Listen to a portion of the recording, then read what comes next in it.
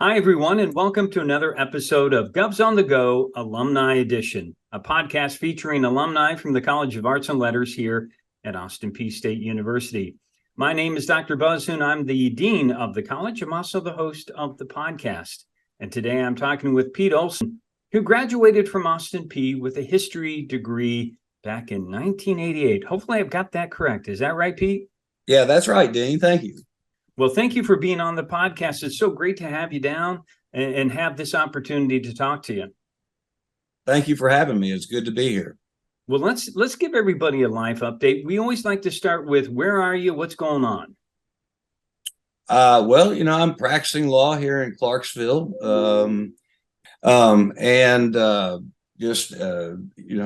involved still with the same people I went to college with are still part of my life, and my children now, third generation of us that will be going to Austin Peay. My daughter is starting in the fall as a freshman, so staying here in Clarksville and enjoy being an alumni. Yeah, it's so great to not only have you on the podcast, but we met at an event that allowed for us to meet your daughter as well. I'm very excited about her being a governor as well. And so we're going to get into so many different things, but let's go back in time. I always like to start with your origin story. Now, for those that don't know, you moved to Clarksville with your family when you were 4 years old. And so would you kind of mind sharing the story again about how your parents decided to make this their next home? Yeah, thank you. My family was originally Midwestern from Minnesota and Wisconsin, and my father got his PhD. It took him a while to do so. He had been drafted or had served in the reserves and called up in Korea, and several things in life delayed him. So he was about 40 when he got his PhD and had a family, my brother and I. He's older.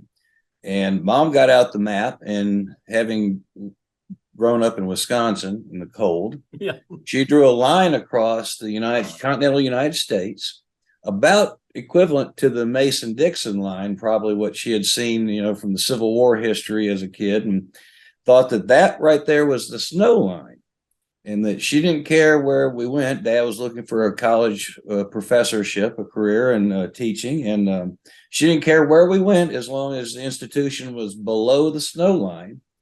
And the first job available that would take him was Austin Peay State University. So we packed it up and we came here. And of course, Mom realized that she didn't understand geography as well as she did history, and that was not the snow line, because we still get cold and snow in Tennessee. And she later admitted that she wished she had drawn it lower and we wouldn't have been in Tennessee. But we loved here. We've been here for 50 plus years, and Mom's buried here. So that's how we got here, though. That's awesome. And so both of your parents were educators, because I think you said your mom was a teacher as well. And that's right. So that must have had an influence on you and your brother growing up. Oh, yeah, absolutely. Education, I got to tell you, as a little kid, I was over at Austin Peay. Our next door neighbor was a psychology professor who, when they had the kid study group that the teachers needed to do tests on, and my mom volunteered me. And, I can remember taking the extracurricular karate class, or being over at it was the Little Red Barn too, that the gymnasium right after the Fly and the Peay Mania in 72 when we first got here. So I still remember all that as a little kid. Yeah. But my mom, even though she had graduated college up north, got her master's at Austin Peay. So, like I said, I and my brother were second generation, and Dad was a professor at Austin Peay.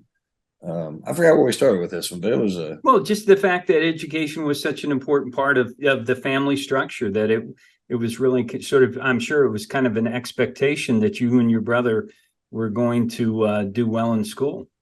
yeah, absolutely. You know, that's something that they thought was the most important thing. Now, he and I have thought afterward that maybe they should have thought about, investing in stocks or real estate or something like that, that then actually has equity to it. But we have made a good living with, using education, and it's gotten us somewhere else. Um, and I certainly recommend it to everybody else. But it doesn't hurt to be born into wealth, right? So you went to high school here. Clarksville High. And so I'm sure sports were an important part of your life. And what kind of sports did you like to do? What kind of things did you do in high school?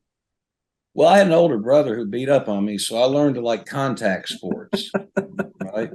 Football, basketball has a lot of contact to it. Unfortunately, I was not necessarily a ball dribbler or a shooter, but the coach didn't mind me muscling somebody out under the paint. That was fun. And baseball, that was a lot more running and skill, but so is the contact sports I thought were more fun. And you don't realize as a young man or young woman how much potential you really have. And at some point in time, somebody other than your parents is going to motivate you. Yeah. And probably the earlier in life that you experience that, the better your character forms, your aspirations, your personality. And sports is such an important part of that. It doesn't matter if you're going to be a champion. It doesn't matter if you're a champion, but to get out there and compete, and more importantly, to be told you got to work with everybody else, and Right. we're working together for a goal. And the earlier that kids can experience that, now don't get me wrong, then it can't be driven that they have to be champions and they're letting us down if they don't win the trophy or make all stars. But to get them out there at that early age is particularly to learn that. And then those that stick with it, for me, I went through high school, college, I went to work. And my high school football coaches, still to this day, it drives me, and so I think that's so important to many people. And to get to the collegiate level, no, it's a lot more to be a NCAA athlete. And there's still intramurals and whatnot that's there, but I really think though that being on that team where there's a coach that's pushing you to do more than you think you can do, Right. And hopefully building you up instead of breaking you down.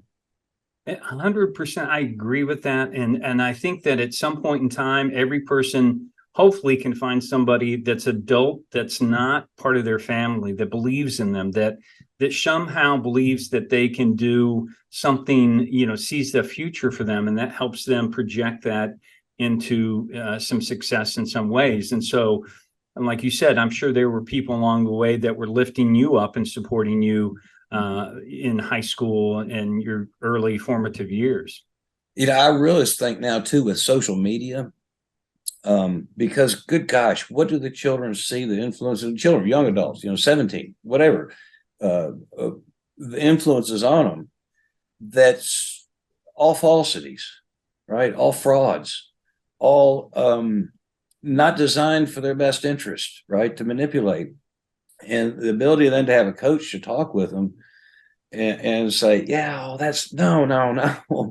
Nobody's beautiful like that. Right? Nobody's perfect like that. No, hold on a second. Yeah, they got that car only, well, they didn't, so quit thinking that way, now get back to work. I think that's just, especially now with the influences of the internet, I think, you're older, you're an adult, you're mature when you want to zone out and turn everything off and go to bed, right? When really your goal at the end of the day is not have any more responsibilities. I just want to sit here and veg out.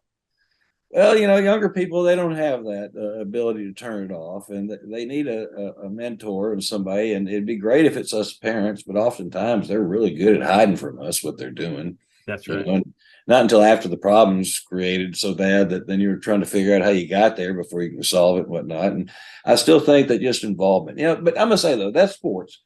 But I believe in so much more than just sports. Younger you are, you ought to be in some form of sports, whether you're good or bad, just to experience it. But now that carries on with the other extracurricular stuff that goes on in institutions, whether it's being in the theater, or fraternity, or anything that's part of the total educational experience, which is more than just the classroom. I think that is so important now, that there is that live connection between people. Right. Because we are now, just like you and me, we've met, we've tried to meet, but it's so much easier now to meet on the internet and get this done, right? And that's the world we're in right now. So I do think that anything that creates those personal relationships of somebody who actually has a reason to help somebody other than their own self-promotion, I think that's so good. And it's the total educational experience. It's not just the classroom, and it's not just Division I sports, right? It's anything where there's tutorial and leadership and personal interaction. So anyway, I don't know if that's what. Yeah, no, and it leads me to this question, Pete, and it's about looking back now. You've got some years to reflect, and as a 16, 17-year-old young person, did you have were you displaying any traits that you see now that you've I'm sure that at some point in time you were a leader on your athletic teams, or you were somebody that was you're a good storyteller, you're a good communicator. Did you show those kind of signs early on in your life? Yeah, well, let me say this. My personality, I think, is like everybody else's. Our personality doesn't change. We are who we are. Circumstances, maturity, whatever, but we're that same person. There is an interesting study, a French psychologist, Clotaire Rapaille, and he is a corporate psychologist. And at the core of some work he did that then influenced major brands and billions of dollars in sales, right? He got down to the core of values that people would have and then marketed products that way. So, for instance, at the core of this, though, let me tell you a story. Folgers coffee. Let's face it, unless you put something in it, coffee tastes bad until you've trained yourself to say it tastes good because I like the caffeine, right? That's the truth. You're right. All right. So all coffee sales were based upon taste, which we know it doesn't work. Rapaille was smart enough that he then went into the deep psyche of the mind and connected it to coffee and connected this. By the time we're 6 or 7, our personalities have been formed. Okay. So he went back to 6 or 7 and he said, so what was good then? Well, with coffee, it was in the morning. You didn't drink it, but you smelled it. Right. Your parents had it and your family was there. And the experience then was felt at a young age, and it felt good. Love, security, strength, happiness, right? And it was an aroma. He then shifted from flavor to the smell. The best part of waking up is Folgers in your life, but it's the aroma. They don't say the taste. It's the aroma. Folgers took off, owned it. And he did some other things that was based, but the core of that, though, was that I'm sharing with you now that I understand is our personalities are formed by the time we're 6 or 7 years old. Life experiences happen. We mature. People can, some people are incorrigible. Some people can grow. Some people, but whatever it is, though, what you are as a human being, by the time you're 6 or 7, you're there. Now, the question is, though, are you going to go do things that your characteristics that are positive or helpful pay off well, or are you going to be channeled into something then that just doesn't match up with your personality, right? And I will say I've been fortunate. My parents then, they didn't have a lot of money, but they sure guided me, and I ended up being a trial attorney. So, my personality is such that I don't mind talking. I'm not afraid. I'm not afraid of a fight. I kind of like an intellectual challenge, and at the same time, I like helping people. All right, now I don't know how that happened, but I figured this: I was me about 6 or 7, and if I got lucky and gotten the right thing, maybe I'd have been better off at something else, even better, right? So that's it. So it is funny how it exemplified all the characteristics that you had already in place. That is interesting. So when you came to Austin Peay, you were a history major and a business minor. Is that right? That's right. Okay. Why the history? Was it the subject areas? Is it something that you were good at when you were in high school? I had a goal that I wanted to go to law school. My brother was in law school. My father had shaped us that he wanted us to go to law school. It had kind of encouraged that. So for me, then it was easier that I wasn't looking for a direction. I was just looking how to get there. Okay. And that was really easy. I had to get in, or first I had to get in law school. To get in law school, I had to have a bachelor's degree with a grade point average combined with a test score. All right, so now I've narrowed it down to bachelor's degree with a grade point average. So I picked that subject, which I thought I could get A's in the easiest. And it happened to be storytelling and story listening, right? History. I thought that was just interesting to me. So the reason I picked it was I thought it was the easiest subject that I would be attracted to. And as it turns out, it was. And I loved my professors, and it was great. Okay. I got lucky, I guess. All right. Well, let's talk a little bit about some of the people you remember. What kind of who are some of your favorite professors? Do you remember some of them? Oh, absolutely. First and foremost, Tom Dixon. Sorry, Mr. Dixon. Dr. Dixon just passed away a couple of years ago. But he was my faculty advisor and a good friend of my father, who was on the faculty. So Dr. Dixon was very near and dear to me. And a couple other names: Malcolm Muir, Richard Gildry, and Hugh Ackerman were the main history professors. And what was great about it, they all had different philosophies of what was important in life. And they then shared history at different times and different subjects of history, and you got a different view. So, for instance, Dr. Dixon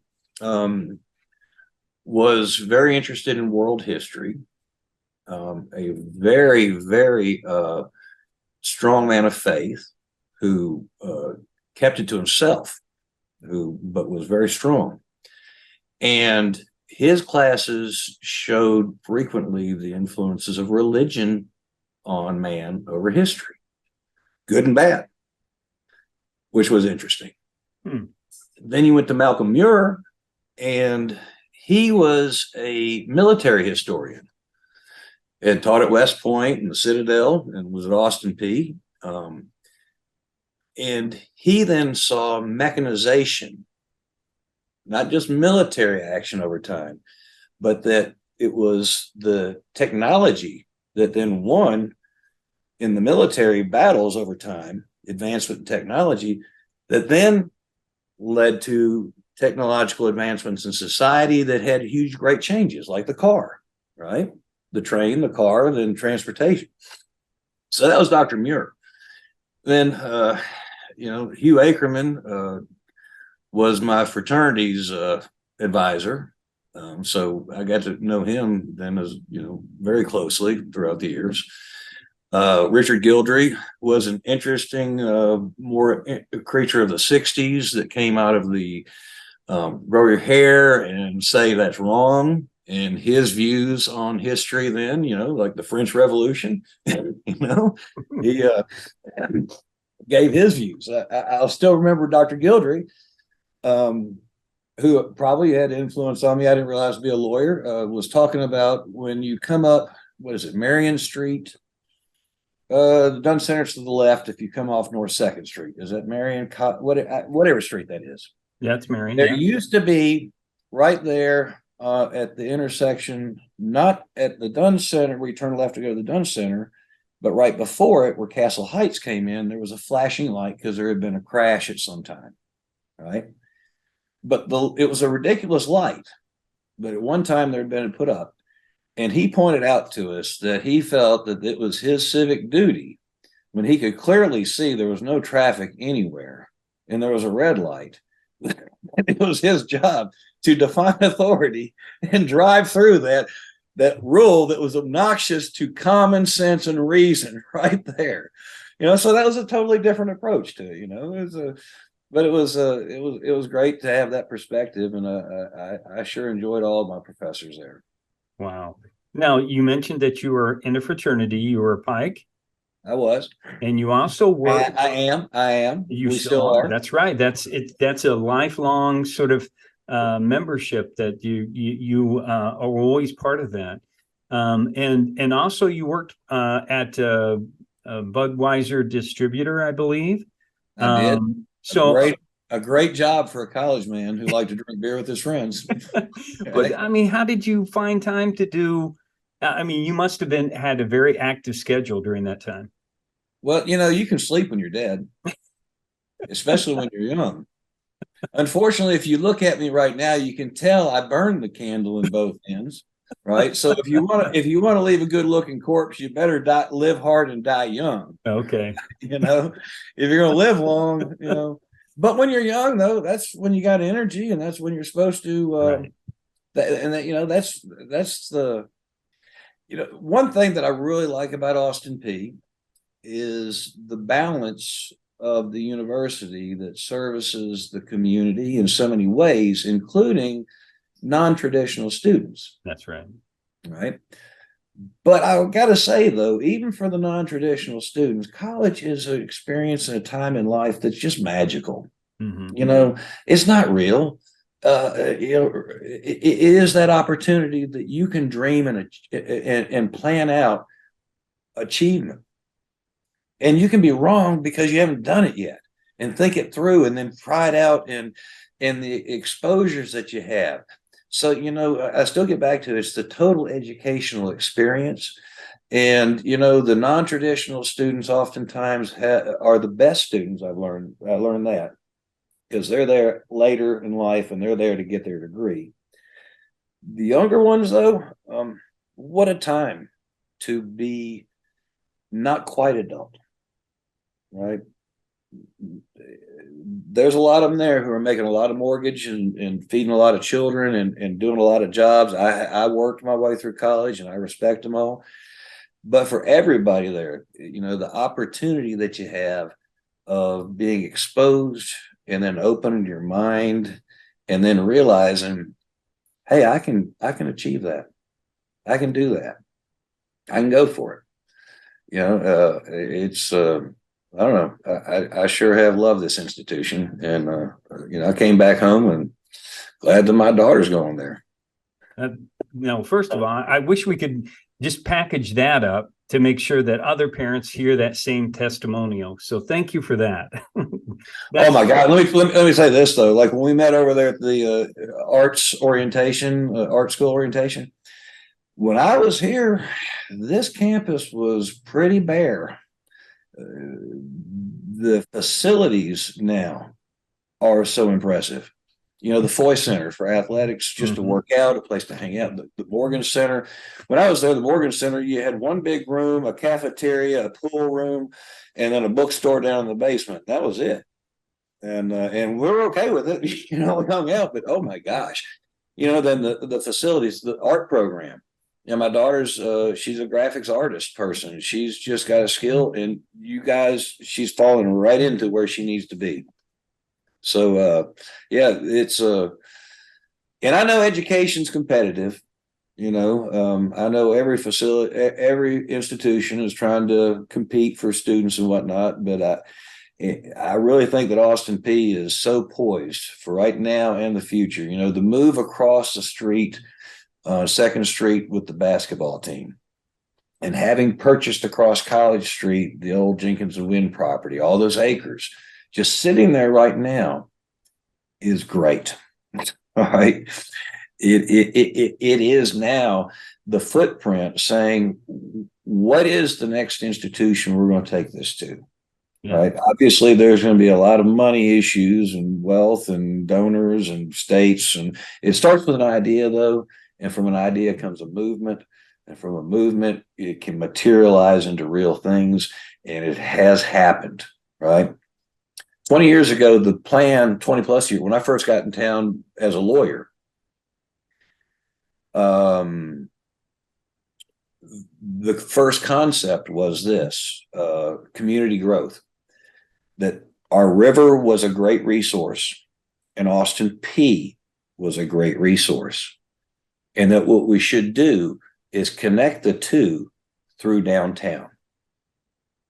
So now you got a river walk and you got the bridge overward, which when it was first built, Johnny Piper was the mayor and got destroyed on the bridge to nowhere, right? One of the great investments that linked us, right? But got destroyed politically at the moment, right? And now you've got Austin Peay that has come to this side also with basketball, right? And downtown, oh my gosh, the growth we've got going right now. Unbelievable. Yeah, you know, the next growth that you're going to see in Clarksville downtown is going to be vertical. And I know one of our developers in town who's deeply invested has got a plans for the next vertical going up. So, you know, what's the next 10, 20, 30 years for Austin Peay, for Clarksville, for downtown? I just see positive growth. And, you know, Austin Peay is sitting on a footprint of available real estate that right now in downtown Clarksville is quite valuable. Well, and you know, you are somebody that again has a vision, understands the importance of vision to success. And after you left and you went to University of Tennessee, Knoxville Law School, and then you came back to Clarksville and opened, you know, to practice law. I'm sure everything was smooth sailing right out from day one, right? Well, you know, that's what happens when you become educated, you become distinguished and wealthy. And actually, it doesn't work that way. You know, you get your piece of paper, you graduate. I got two pieces of paper. One said bachelor, one said doctorate. And with both of them, if I had 50 cents at the time, I could buy a cup of coffee.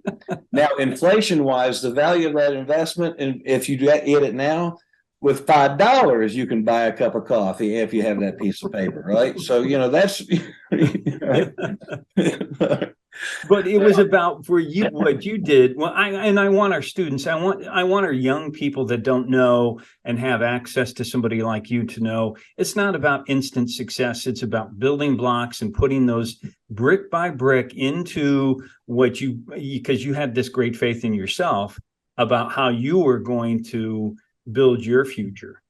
I think the best cliche I can say is this: is not the path you choose, but the footsteps you leave behind, right? And you got to set a path, but you're going to start off somewhere with nothing. And if you're ever going to have anything, you're going to owe somebody for it, even if it's the person who gave you the idea, if not the loan, the money, whatever it is, right? But you got to start somewhere. And you start with your dreams and your goals, but then you got to look and say, here I'm at right now, and I got to make a mortgage payment this month. Right. You know, one thing in politics, I really hate where we're at with a two-party system, that you've got the extreme on one or the extreme on the other, and most of us probably a little bit here. Right. Anyway, getting back to it though.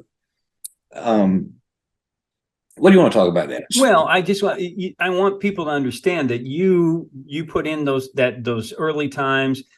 Can you talk a little bit about your formative years in your career as an attorney here? And was there a turning point where you said, where a case came along and you said, okay, I think that I finally feel like I'm starting to make some inroads? I'd like to think that there's like you arrive, like you get your bachelor's degree, you get your PhD. Really, what you do, where I did, and anybody else who's going to succeed, is you just go to work.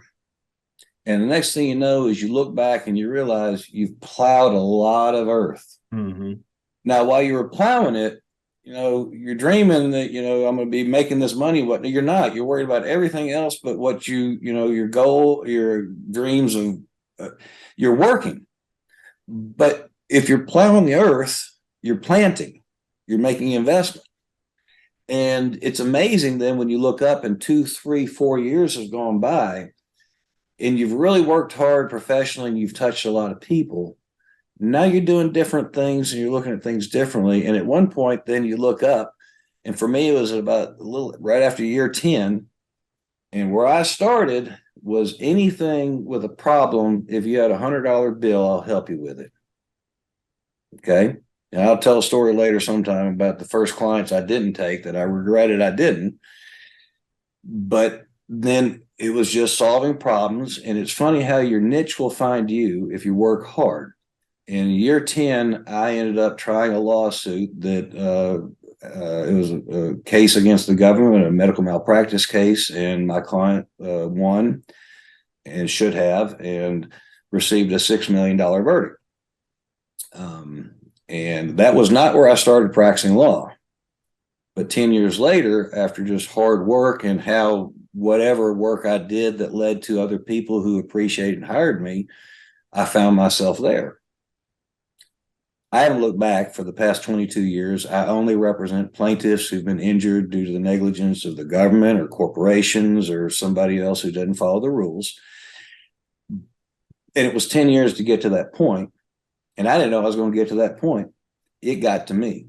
And after I got the verdict, it was amazing then that, I didn't count on that. All of a sudden, though, I was getting calls out of San Francisco from financial people who follow the federal courts, and names and new cases just started coming, and I'd like to say that's what I planned. And that was my goal, right? My goal kind of was that, right? It was to be successful in lawyer and life and whatnot, but I didn't know that was going to be the way it went.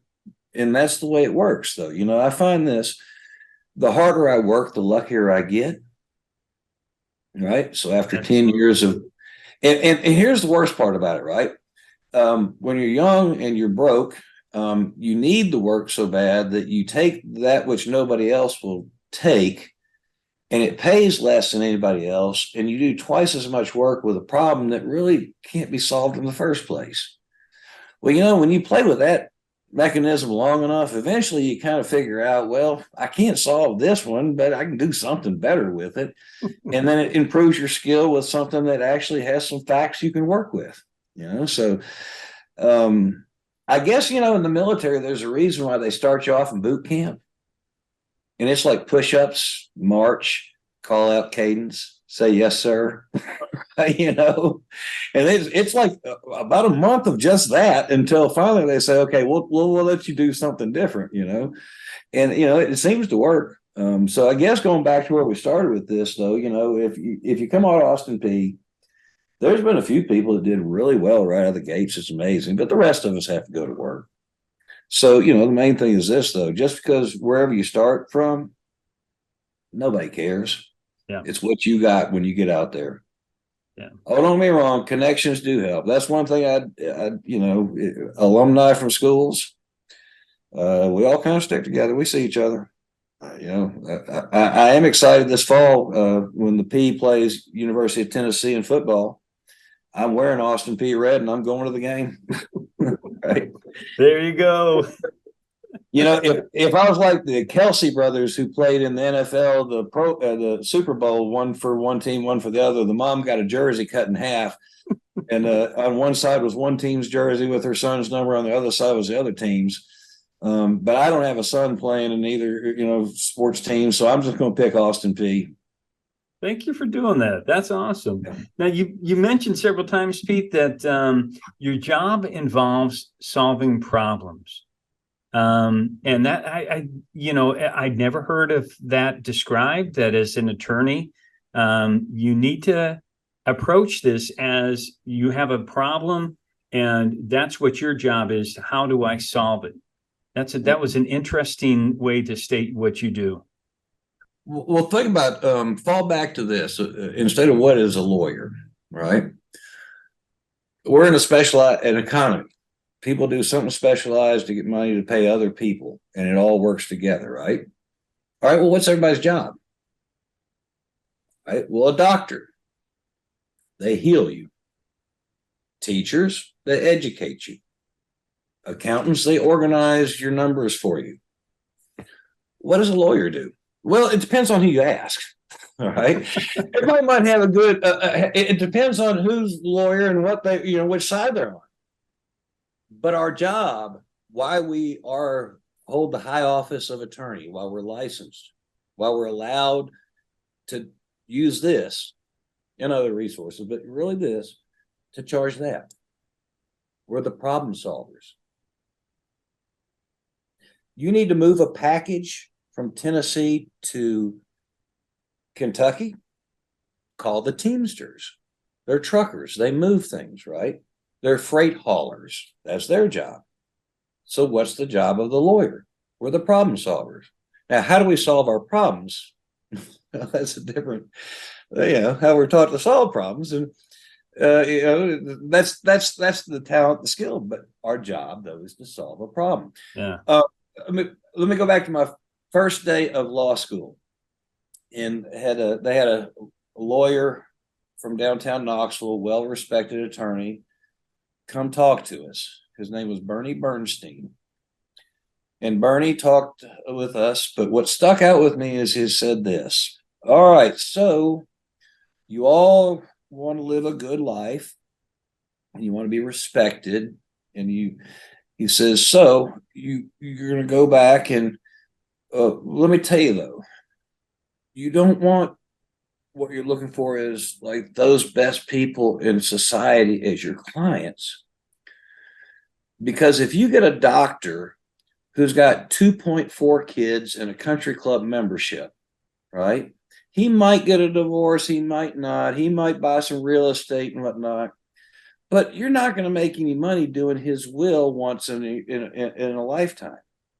You need people who got real problems, right? Right. Right. Now, what are real problems?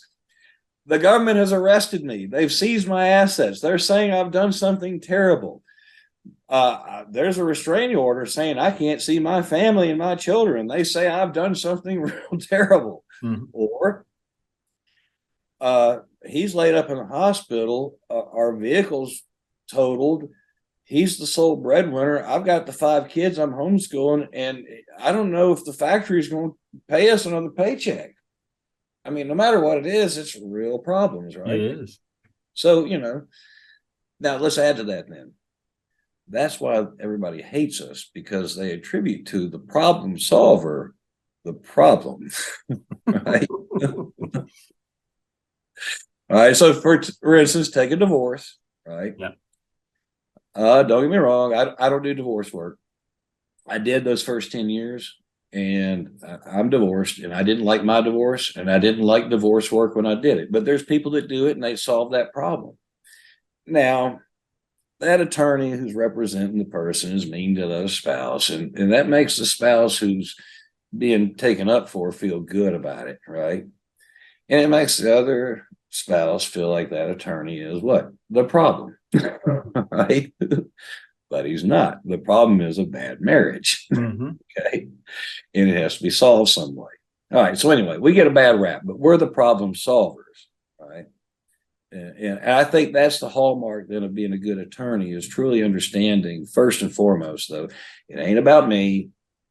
It's not about my client necessarily. It's about a problem we have here that we got to solve. Now, one of the things that I would like to point out that I think you do exceptionally well is you also understand the importance of branding and also the business side of this. In fact, the day that you and I met, I told you, I said, every day I drive by a billboard that says "Get Pete," and I can't help but see it. I see "Get Pete." So now I've got Pete. I'm glad to say on my podcast I got Pete. But you understand that part of that you have to let people know that you're available, and that's part of, I'm sure, just part of your maturity is within your career that you understand that that's something that needs to be done. Well, that goes back to Austin Peay though. All right. That's not my career. And I say this to the people that work for me, the young attorneys that work for me, particularly. And I've owned a restaurant before, and the servers that work there. And it's this: you're a salesperson. And everybody has to be a salesperson, because if you don't sell yourself, if you don't believe in yourself, nobody else ever will. Right? You've got to believe in yourself. Now, don't be fluffing, buffery. You better back it up. But at the same time, though, you got to put yourself out there, and you got to stand for something and take a risk. And somebody's going to talk bad about you no matter what you do, unless you do nothing. But if nobody's talking about you, then you're not relevant. So, and do keep thinking about this though too. Whether you're a salesperson or not, and not everybody is, right? There's a lot of people that will just admit it. I'm not the one to stick my hand out first. I'm not the one. I don't want rejection, right? But if they don't, they ought to acknowledge this though. They may have a job, but somebody made a sale that led to their job. Somewhere down the line, in every single job, somebody had to make a sale. That's true. For things to flow. So, and I'll tell you this, in industry, the top CEO ownership is wealth. But as far as employees, the top CEOs of corporations, huge amounts of money. Where the best paying jobs, if you're not going to be the CEO of the corporation, is in sales, because it generates the revenue. It is what drives it. Now, don't get me wrong. If you engineers don't design it, right? If they don't build it, you can't sell it. But if they build it, you don't sell it, company goes broke. That's right. So it's a necessary part of the job. Oh, it's a necessary part of life, isn't it? Isn't it? So, and I appreciate all the time you've given us here, Pete. But our last question that we always ask our podcast episode people is that, can you share and impart some advice that you would have for an Austin Peay student that might be in some way like you thinking, well, I need to go, and maybe law school is a goal of mine? What kind of advice do you have to college students? Figure out what makes you happy, what you're interested in, what you enjoy, and pursue it. When you're in college, you can figure those things out.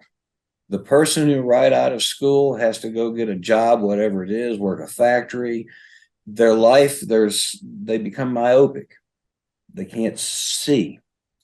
And my advice now is then to figure out first and foremost what makes you happy, and then spend the time learning how you can do fields that use that set of skills or involvement of activities.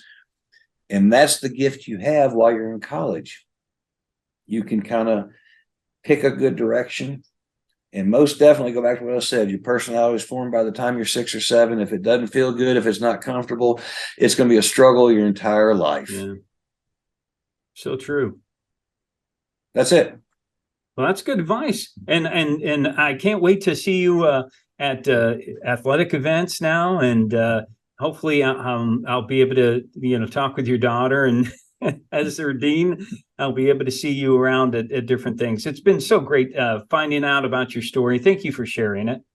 Thanks, Dean, for having me on here. It's great to meet you too. And I'm looking forward to the next however many years my daughter's going to be there. And definitely this fall. I was proud of this. Our baseball team went to Knoxville. The Knoxville baseball team right now, UT, is in a nation championship contender.